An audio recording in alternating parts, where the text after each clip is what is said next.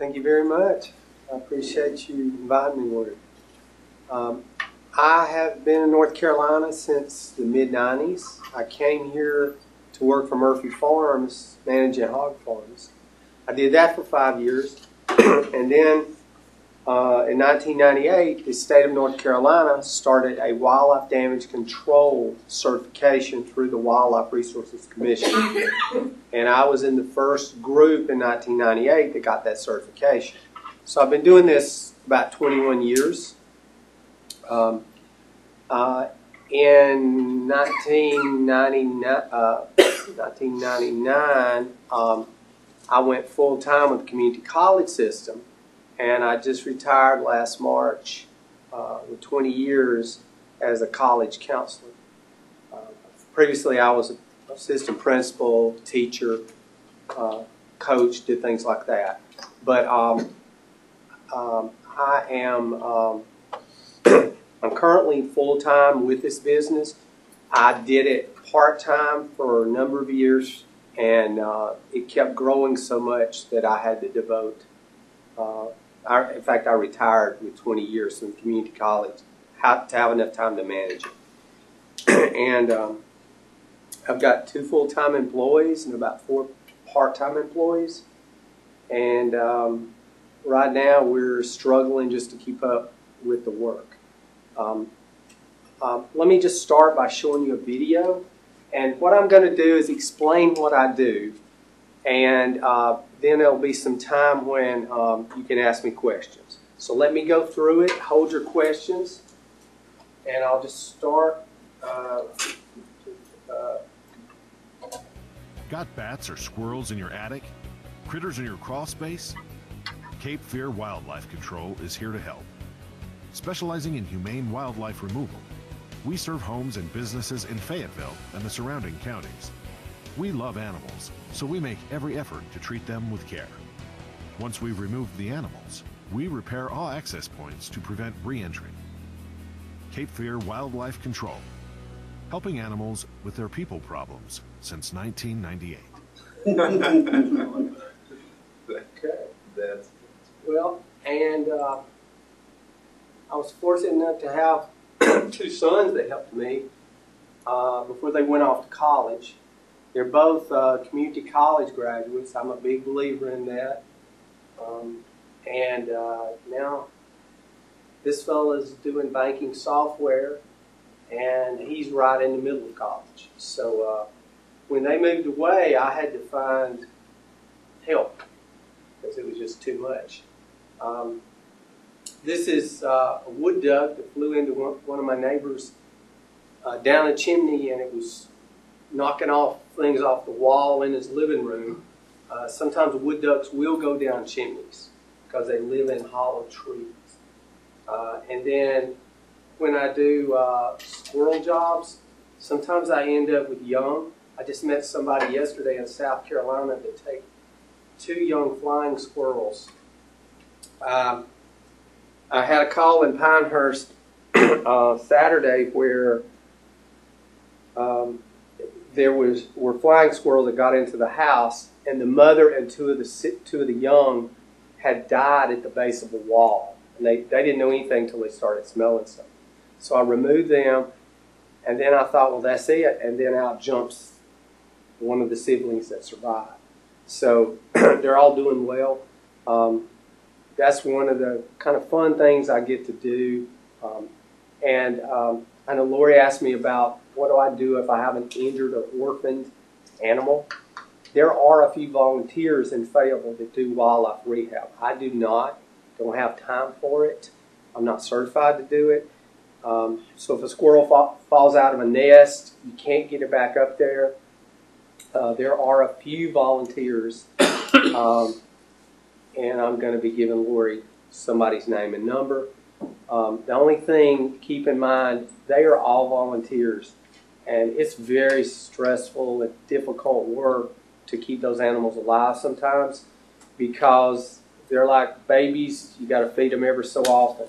So sometimes, you know, if you have a juvenile squirrel or a bird or something like that that's young, you've got to get up several times or in the middle of the night to take care of it. So most of my work is removing bats and squirrels from attics. Okay, I also remove raccoons. We've got about 3 raccoon jobs going right now. Remove possums from crawl spaces. They can do a lot of damage down there, tearing down insulation, things like that. Every now and then I get feral cats going under a building. That's another thing. Just this morning I got another starling job. We get, this time of year, a lot of calls with birds going in your bathroom vents, in your dryer vent. Yesterday I removed a dead starling from the base of a dryer, and the smell was horrible. The lint had caused it to block with the bird, and they didn't know it until they started smelling the smell. But what we have to do sometimes is change the flex tubing lines because the birds destroy them. And again, we've already had a couple of other jobs where the dryer vent was completely blocked, and they thought something was wrong with the dryer. There was a starling nest in there, and the lint just continues to hit it until it's completely blocked. Okay, and that can be a fire hazard with your dryer. So really, what we do is removing animals from homes and businesses, and a little bit about bats. Bats migrate. About 90% of them migrate. And the main bats I deal with are the Brazilian or the Mexican freetails. They're the ones that have the little tail. That's different than the big brown bat and the little brown bat that we normally see here. And they'll go behind shutters, they'll go in your gable vents. If there's any gaps at your soffit returns, they'll go up in your attic. We do a lot of those jobs. They get here in March from hibernation. Then they give birth in May and early June. And by August, all the young ones are flying. So there's a 3-month blackout window for doing bat exclusions. When I do a bat job, when there's a bunch of bats in an attic, I create a one-way door system that allows the bats to fly out and eat and drink, and then they can't get back in. So when bats give birth during May, June, and July, those young ones can't fly. So it's against the rules and inhumane, and it's also bad because you wouldn't want 50 dead juvenile bats inside a wall in your house. Trust me, you do not want that. It's a terrible odor. One bat on top of the sheetrock is terrible. The smell that it creates in the house. Sheetrock is kind of permeable with the odor, and it just kind of radiates down over time. We also remove dead animals from attics, crawl spaces. That's probably the most unpleasant thing I have to do. You don't want to do that right before lunch. Because sometimes we've had a 200-pound dead dog we had to remove from under the house. So there's all kinds of things like that. I went to another call when I was in Pinehurst last Saturday. They were complaining they thought there was a dead squirrel in the attic. Well, they had squirrels in the attic, but they also had probably 100 gallons of sewage because a sewer pipe had failed and it had pooled up under 1/4 of the house. So at least 100 gallons of it. So that's what she was smelling. So you never know what you're going to find until you get there. And people want to make an appointment with me. I'm not like pest control.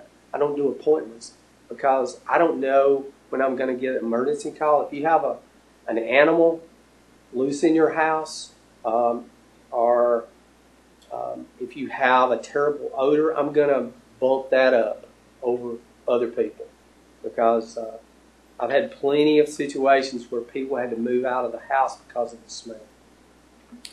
Let me mention something about bats. When, let's say you have a bat in your house. Just got a call this morning, a bat in a house. We are fortunate in Cumberland County to have a very good animal control department here. Animal control in Cumberland County, unlike other counties, they finance, they staff somebody to work 24 hours for emergency calls. Now, an emergency call for them would be a dog bite. But also, they will go in a house if you have a dangerous animal like a raccoon or a bat in the house. And they'll come in the middle of the night if they need to, and they'll find the bat. Now, what would you do if you were in a house with a bat and you woke up and it was in a bedroom or somewhere like that? Most people are just going to get rid of it. But because we live in such a wonderful country compared to the rest of the world, public health is such a priority with our state especially, that animal control will catch that bat and send it to Raleigh to be tested. And they will determine whether it's a carrier of rabies or not. Only about 1% of bats have rabies. But the CDC protocol, and you can read about this, is that if there's a sleeping adult or a child in a bedroom with a bat, if you think the bat has been in that room, you don't take any chances. You have the bat tested. If it's negative, everything's cool. If it's positive, then the CDC protocol is that you go ahead and get a series of rabies shots. It's 3 shots. And the old wives' tale is that those shots are very painful. They're in the stomach. That's not true anymore. It's probably the safest shot you can get. A lot safer than measles, mumps, rubella. All those are more dangerous. Bats or rabies. The rabies vaccine is perfectly safe. Is it painful? No. I've had it. Do they give them? My sons. The health department can give them. They order it. If you call, I mean, there's some people who are exposed and they go to the emergency room. They go ahead and give them the series of shots. And the way rabies works, if you're infected, it starts migrating. So you get bit in the arm, it starts migrating the virus to the brain. It may take a month or two, but once it gets to your brain, it's too late for a vaccine. Okay, so just remember that there is a protocol. Some countries have it can be in the hundreds of deaths from rabies in Asia or Africa. Okay, we're very fortunate here. We only have 1 or 2 people a year die of rabies in this country. And it's usually because of just foolishness. Okay? Because the protocol is there. There are people every year that after I talk to them, they go get the shot. Okay? Because you don't want to take any chances with that. And the insurance is usually going to pay you. Okay. I know I don't have a lot of time, so I'll mention something about coyotes. Coyotes are a species that just came back to this area over the last 10 years. And there's nowhere in the United States where a coyote is gone where it's left. Coyotes are so much smarter than any other predators that, and they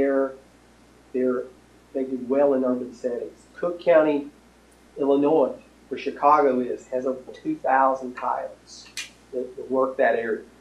There are coyotes in New York City. Okay, I've gotten calls where coyotes are coming on the backside of this campus. Okay, anywhere there's a wooded area where they can make a den, they're going to look for food. We're eventually going to have to deal with it, but people need to be aware. I gave a talk to a community group about 3 weeks ago, and most of what I had to talk about was coyotes. They had been seeing coyotes in the area. There's good videos that you can see. I posted one on my Facebook page about what you need to do when you see a coyote. You want to make sure you scare it away, throw something at it.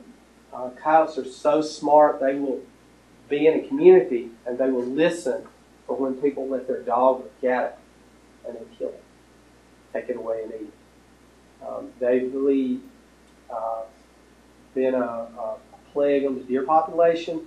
A friend of mine who traps coyotes, he told me he went to one den and just in the springtime they had killed 7 fawns. Okay, just one pair of coyotes. Coyotes are more aggressive in the spring when they give birth because they need more food. They're going in a larger area. So I don't have much time, so now may be a good time if you have any questions about anything that I went over. Yes, sir. I've noticed some foxes around my house. There's like some wooded areas nearby. Do you get a lot of calls about foxes? I get some calls. Mm-hmm. Yes, normally fox calls, what I try to do is they'll be under an outbuilding or they'll be under their deck. And what I do is exclude them. And we seal that area with a heavy gauge wire and bury it to keep them from going under there. That's the best thing you can do with that situation. You want to take away their habitat. You don't want it to be under your deck. And some people enjoy seeing them play with their young ones when they're born and all this. And maybe that's fine, but you just need to be aware. They are a rabies carrier, so you need to be careful. Possums, on the other hand, do not get rabies. They're very safe. They're never going to bite anybody unless you corner them. They're not a danger. I have calls every week where they saw a possum in their backyard. Well, all they're doing is going from house to house looking for a handout. They're looking where you feed your dog or your cat. And I tell people, try not to feed your animals outside because, you know, if they're not neat and clean up all the food, then it's going to attract possums and raccoons. Okay. One more thing about raccoons, I use a pheromone. It's a male raccoon gland that will communicate to a female who is young in an attic. If I put the male gland in the area where the young are, or in the area she enters the attic, that will communicate to her a male is going to come back and kill your young. They'll do that. They'll savage and kill them. And about 90% of the time, she'll move them out of the attic and do my job for them. Sometimes I have to go in and cut. I have a thermal imaging camera. I can see where the young are. I cut a hole in the sheetrock and pull them out. Okay? And I'll trap her. Now, legally, if you catch, about 10 years ago, North Carolina passed a law that if you trap a predator, you cannot relocate it. You can't take it somewhere and let it go. You can let it go right there, or you can kill it. So if people want me to catch a raccoon that's tearing into their garbage, I say, I can catch that. I'll charge them $200 to do it because I have to euthanize the raccoon. And then you're going to call me the next time another one comes by. The problem is the way you have your garbage. There are ways you can bungee down your garbage lid, get a metal can, whatever. There's ways to make it critter-proof. We do another thing we do mouse and rat exclusions, where we seal up the gaps where mice or rats are getting in under houses. And this is grown because I get snake calls, and people will find a dozen snake skins in their crawl space. Why is that? Well, the snakes are going in there looking for mice. Snakes go in your attic looking for mice. I find attics with snake skins in them. I've caught snakes in attics. I'm up there and there's a snake. I catch it. Because they are following the mouse trail. They're going up. They're trying to do the homeowners a favor. Homeowners don't appreciate it, especially the females. So if you seal up all the gaps where a mouse is getting in, you're never going to have a snake. The bad thing is people don't know there's snakes in their attics all the time because there's nowhere for the snake to get in the living space. But if there are gaps like where your drain pipes go into the wall or under your dishwasher, snakes, that's how they end up in the house. Okay? All right, any more questions? Is there a in the bat species a chimney sweep? Yes, chimney swifts are the other bird. I got a call this morning again. They think bats are going in their chimney. When I get those calls, I say, Google chimney swift sounds and listen to that. And 95% of the time, it's going to be chimney swifts. They're a migratory bird that flies here from Peru. They spend our winter in Peru, and then they come back in March. Just heard my first one yesterday. And they come back in March, and they live in the chimneys. Okay? And so what I do is just put a chimney cap on the chimney and problem solve. They choose North America to lay their eggs. So they raise their young here, then they winter in Peru, then they come back, and they're like a little cigar. They're so small, and they don't weigh much of anything, about like 3/4. They don't weigh hardly anything, and they can't stand up. They perch like this with their feet on the side of the chimney. That's how they sleep. They're just like a bat, except the right side up, not upside down. Okay? Let's see. They're protected by the Migratory Bird Act of 1908, and you cannot damage a nest. Once they've laid their eggs, I have to wait until they're all flying and getting ready to migrate back to seal up the chimney. But yeah, those are chimney swifts. Do they bite? No. Because they used to swarm across the street.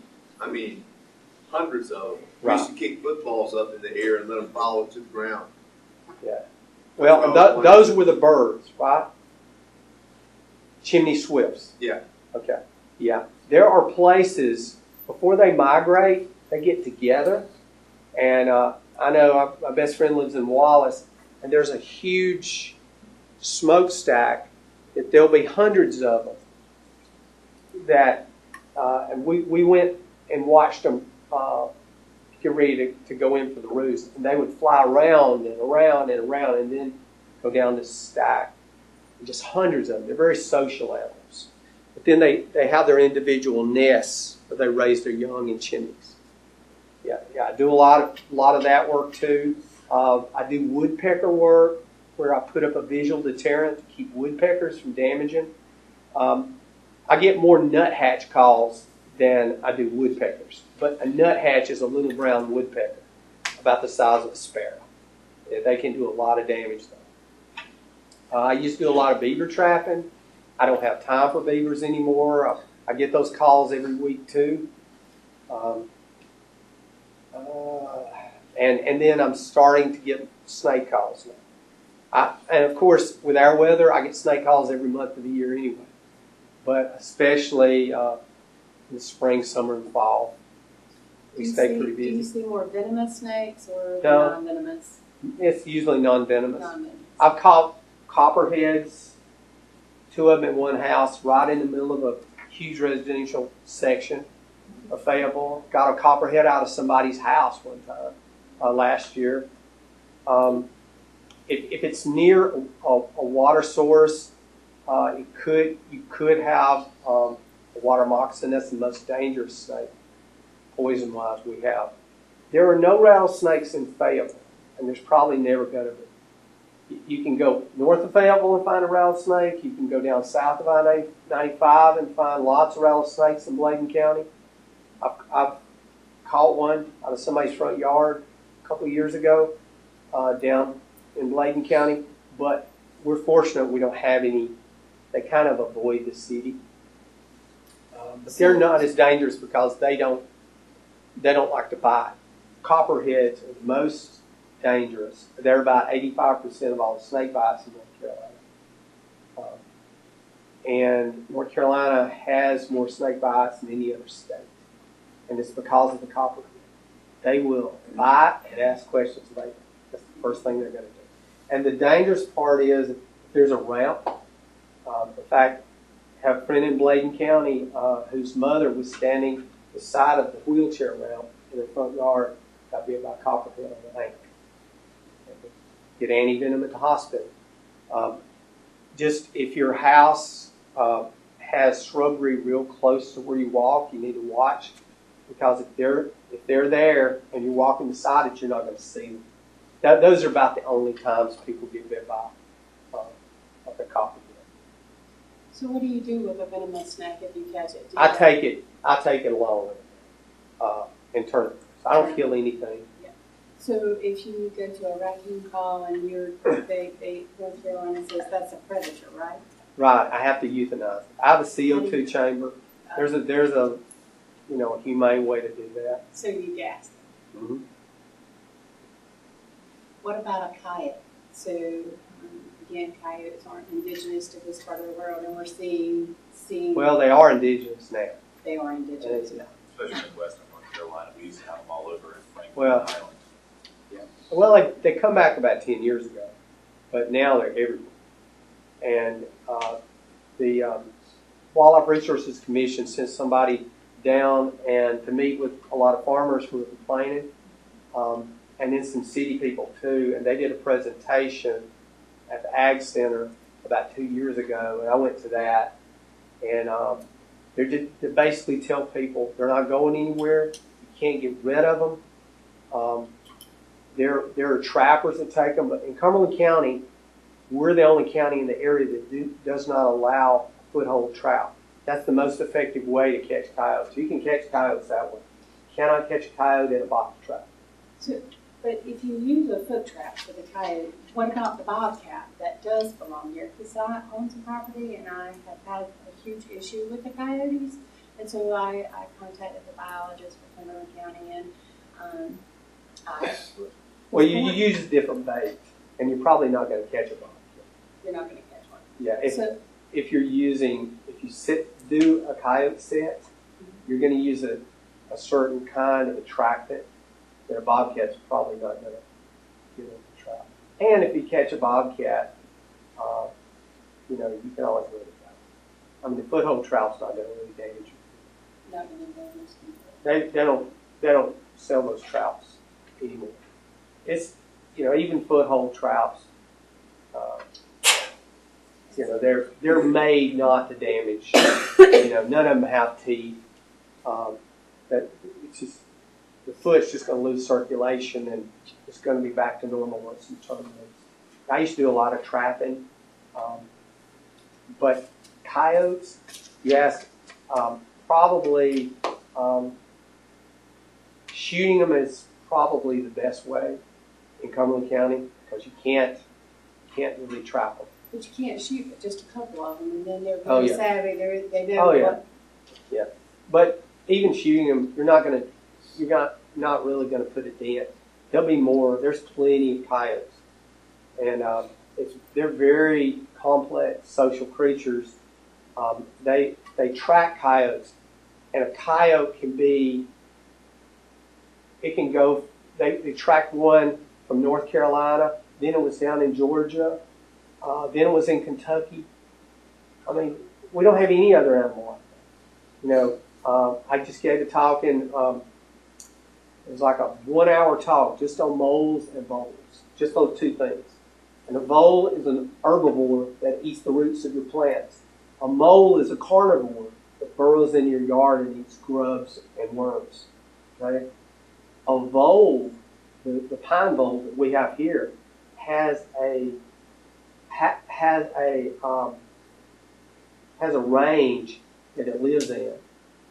A vole, most voles will be their whole life only half of this room.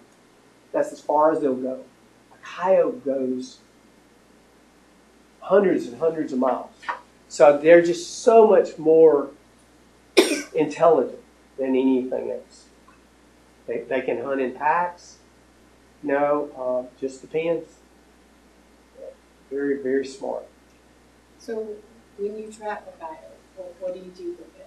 Because I understand, I asked the North Carolina Wildlife Predator Association, once they trapped it, could we release it? And they told me absolutely not. And of course, they said that a bobcat is a predator, and I don't want my bobcats disturbed. So, I mean, do you? Well, you can't trap it anyway in this county.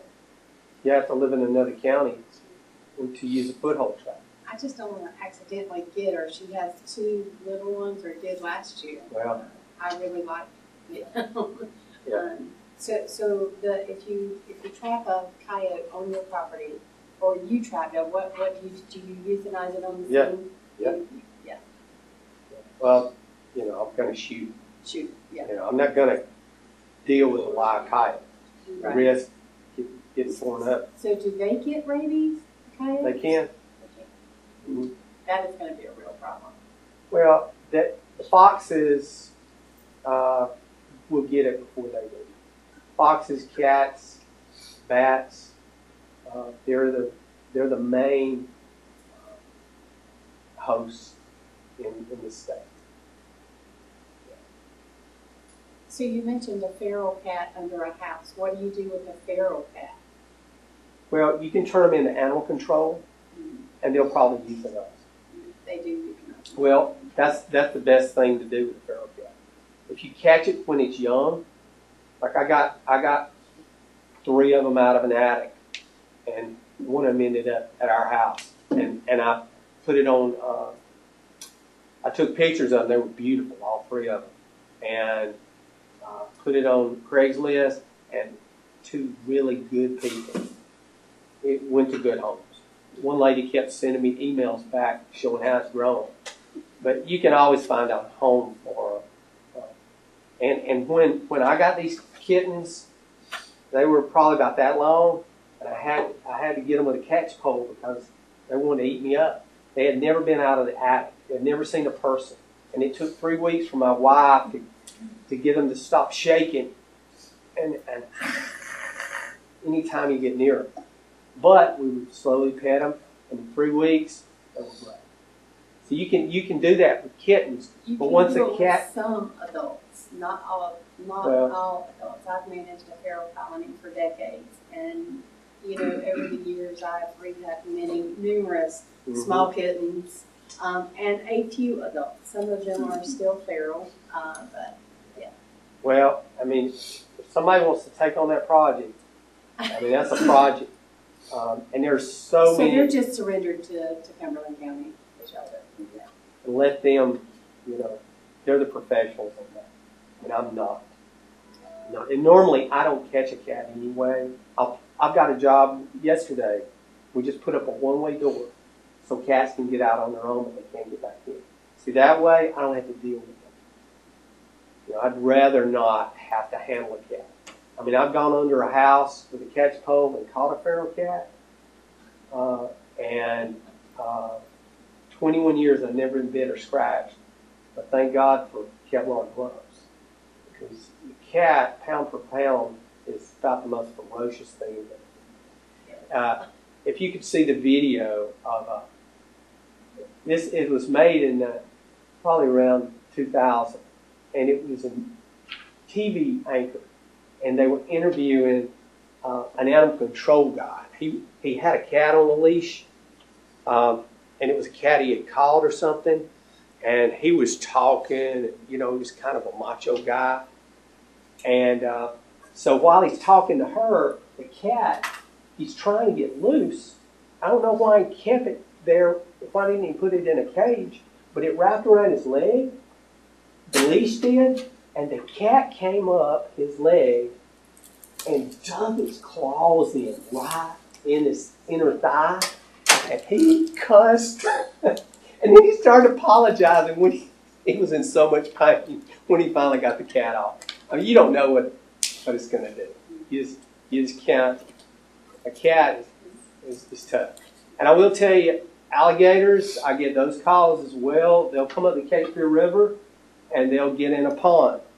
The Wildlife Resources Commission, if a gator is over 6 foot long, they take an interest in it because it, might be a danger to people. Again, public health is the number one issue, and they will remove the gator, or the person that owns the land will hire somebody to remove that gator, and it'll be taken back down to the coast zone. To our coast? Mm-hmm. Yeah. I mean, that's where they belong. They don't really belong. They get stranded up the Cape Fear River. I mean, some of them end up. One was hibernating in a hollow log in Elizabethtown, and they just saw it there and they left it. And came out the next spring and went back down the Cape Fear River. They'll venture up here from Wilmington. I mean, there's some in ponds. One in a pond in Hope Mills, and they're just monitoring it, seeing if it's going to move back down. Sometimes they'll do that. They'll move back down. So do you catch those as well? I haven't done one yet, but I've got a friend in Wilmington that does a lot of stuff, and another in Myrtle Beach that does a lot. And that's another thing that you've got to. The state only has 2 or 3 people they get to do that, and I'm not one of them because I don't live in Wilmington. Yes, ma'am. You had a question. I was just wondering, I've never seen a coyote before, but we were both wondering about, because coyote and foxes are like in the same family group, aren't they? So if it was like a baby fox and a baby coyote, how would you be able to tell the difference, like the fur color? Or? Yeah, somewhat with the fur color. A coyote is going to be more of kind of a brindle type German Shepherd color, and a fox is going to be more of a solid color. We have gray fox and red fox. They're small.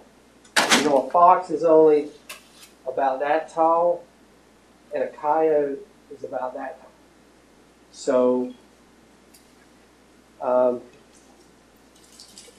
but I can look and tell, but it's kind of hard to describe. Mostly, you can tell by size. And a coyote looks more like a dog, and a fox. Just a pointy little nose.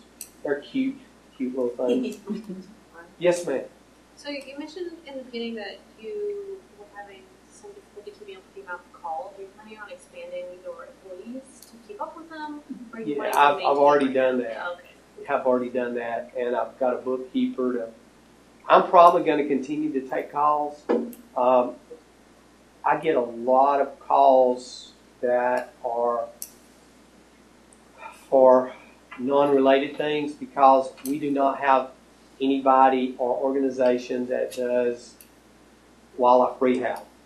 So I'm the guy in Fayetteville who's got wildlife in my name, and because of that, I get all these rehab calls. So if it's like I got a call yesterday, a vulture was in her backyard, and there's a place in Wilmington called Skywash who takes in raptors. Raptors are hawks, owls, vultures. They're all protected species. There's game species. There's fur-bearing animals. There's songbirds. There's pest birds, which are English sparrows and pigeons. That's 2 other things I deal with. English sparrows are both species. Well, you got starlings, which get in your vents. You've got pigeons, which are nothing but flying rats that are pests. And you've got English sparrows. All 3 of them are from Europe. They're not indigenous. They're in the same classification as rats and roaches. They're pest animals. You can kill them. pigeon is called a rock dove. It's from Europe. Our pigeon, we shot to extinction. We had a passenger pigeon that was larger. And there were so many passenger pigeons in America when the Europeans came over that they said you could see them during their migration. They would fly over and it would be all day long. There were that many of them. And people came over and just shot them and shot them and shot them for the sport of it until they wiped them out. So no more passenger pigeons. We have the European rock dove, and they love to get in buildings. Okay. Any other questions? I don't want to go too long. Yes, sir. You do anything with geese? Oh, goodness. I get those calls a lot, too. They're not a smart bird, are they? Yeah, Well, Why do they walk across roads when they can fly? because of energy. because you're going to stop. It takes Some a, people will stop. I had to block a guy from, they want to get where they're going, and they don't know the geese are walking over there. So he was getting ready to, at 50 miles an hour, to zoom right around me, and there was going to be nothing but goose gizzard everywhere. Yeah. So I had to move over and block him. I almost ran into him. yeah, well, it takes a goose 10 times the energy to fly than it does to walk. That's to answer your question. But geese are another species that are supposed to be migratory. They're only supposed to be here for the summer. They stay here year round. They're like And Yankees. and it, Supposed to keep eating them, though. That's why. Why fly whenever you can eat all your life? exactly. And the problem, if you look at the root cause of almost every wildlife issue, the problem is people. My motto is helping animals with their people problem. That's what I do. So, geese is a prime example. You got people that feed geese. Because of people feeding geese, they stay here year round. I've got a friend in Indianapolis that's talked to him yesterday. He's got 20 jobs lined up during late June, early July. There's a 2 or 3 week period when the geese molt. During molting, they can't fly. So what he does is called goose roundups. I've helped him on a couple of them. I have not done any here. I don't want to get into it if I can avoid it. But what you do, you have these homeowners associations and golf courses and all these people that pay you to get rid of geese. We got 250. Loaded them into trailers. Hauled them off and euthanized. 250 in one day. So we went to 3 different places. We just herded them like you would herd cattle, and got them in an enclosure, closed them up, picked them up, put them in trailers, and hauled them off. Because people have fed them, and they've overpopulated. They've become lazy. They stay here during the winter, and it's just a bad situation. But go back. Why are they doing it? Because people started feeding them. And they've just created more of a problem. And you've probably seen the warnings, you don't need to be feeding ducks or geese bread. That's not what they normally eat. It's bad on their digestive system. And it will cause them to become diabetic. I have ducks. I had one to become diabetic. Yep. Bread turns to sugar. You have to. Yeah. Yes, ma'am. I wasn't sure if this question was asked, so I left. How do you get paid in this? When I go to, say, a squirrel job, I'll look at it, see how much work is involved. I usually use one-way doors for squirrels as well. And what we do, some people ask for payment early. If I think I can trust them, which is about 95% of the people, I'll say, you pay me when I finish, and you're happy with my work. Because that's just the way I am. I try to live by the golden rule. You treat people the way you want to be treated. And, just read my Google reviews, and that kind of tells you. People appreciate that. And people stop and tell me, I don't deal with anybody that, professionally that expects, to be paid when the customer's happy. So that's just the way I do business. So we had a starling issue last year. You guys came out and you got rid of them for me, and I would highly recommend it. Thank You you. did a great job. Yeah, I just did a couple of starling jobs yesterday. I'll tell you something about starlings. People don't realize this. They are dangerous. There are autoimmune diseases that people have gotten from the bird mites. I had one job 2 summers ago where it was a nest, and when she called me, they had already hatched out, and there were so many bird mites, and this was a bathroom vent, they were raining down. It was awful. And if you've been bit by a tick or a flea, a bird mite is a parasite. They'll go to a host. You do not want that. I mean, I had a friend in South Carolina that was sick for a couple of years because of bird mites. You don't want to, I can't get into it, need more time, but zoonotic diseases we get from animals, that's a problem. There's a lot of diseases. There is a raccoon roundworm, that's fatal. If you ingest it, you will die. It's a parasite that eats through your body organs. And there are crazy things. You have to be very careful dealing with wild animals. Secondary type diseases. Yes, ma'am. Do you receive any funding from the state or government? No, I'm a private guy. I keep my certification up with the Wildlife Resources Commission, and I'm also I have a lot of this is still. I have a lot of certifications. Let it go dead. But I have about 10 different certifications through the trade association. The North American Trade Association is called the National Wildlife Control Operators Association, and let's see here.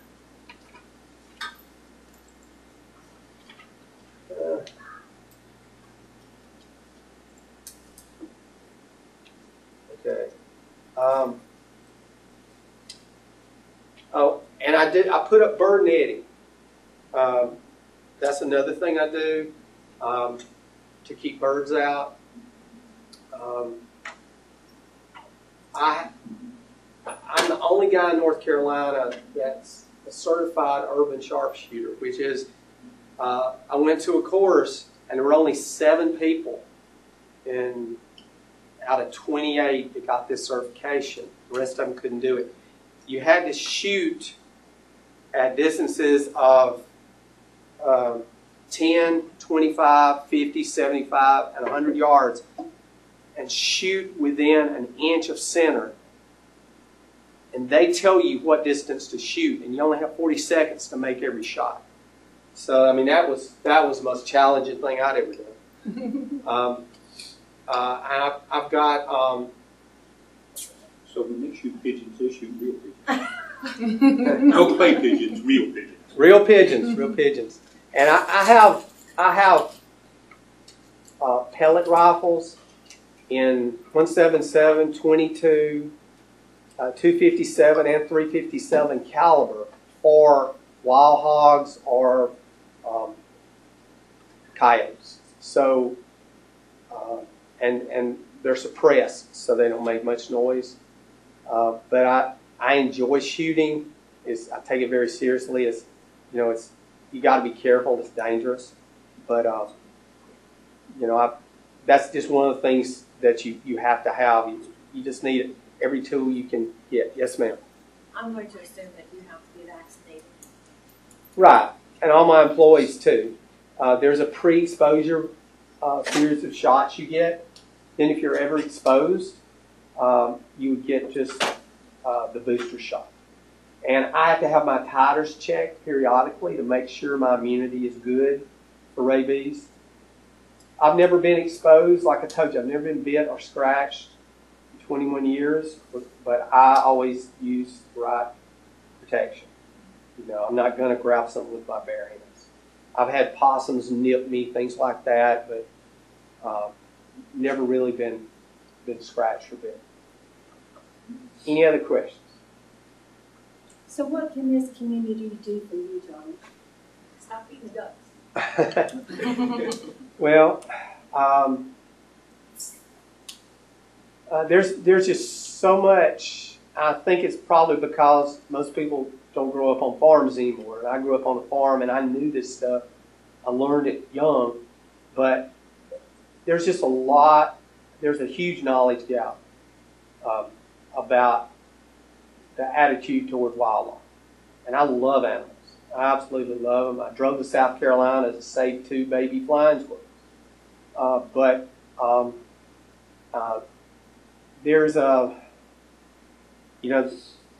proper way to relate to wildlife, and humans are going to get it wrong because we think they're cute and we want to pet them or feed them. And there's an old saying in my industry about alligators: a fed gator is a dead gator. And it's the same with other animals. If you hand feed an animal, had one lady with 25 raccoons that came on her back deck. She would feed them every day. 25 raccoons until one of them nipped her in the ankle. She had to get rabies shots. And then I was there catching raccoons for a week because her husband was a friend of mine. He said, "Look, I got to have your help." I mean, she had them trained so much. There was a creek below the house that would come out of the woods, and you see a dozen raccoons. It was like invasion of the raccoons. But she created the problem. She had no business doing that. And, I had to catch them and kill them. So it's a bad deal. It's a bad deal. She caused that. So, And much of the wildlife violence today is we dogs. All of them. I can't tell you any that are the fault of the animal. All the animals want to do is survive. And I deal with raccoons. I've had to hand grab them. I've never had issues with them. I have more trouble with customers than I do animals. The animal side of my job is easy. Dealing with idiots is hard. I mean, some people are just, they're difficult to deal with, And so much of my job, when I take phone calls and everything else, is just education. Helping people understand the right way to think about this. And they, and I catch the snake. You're not going to kill it? I said, you got to remind people, snakes, raccoons, squirrels, they were here before us. And again, helping animals with their people problems. That's what I do. All right. Thank you so much. You're welcome. For coming and talking to us.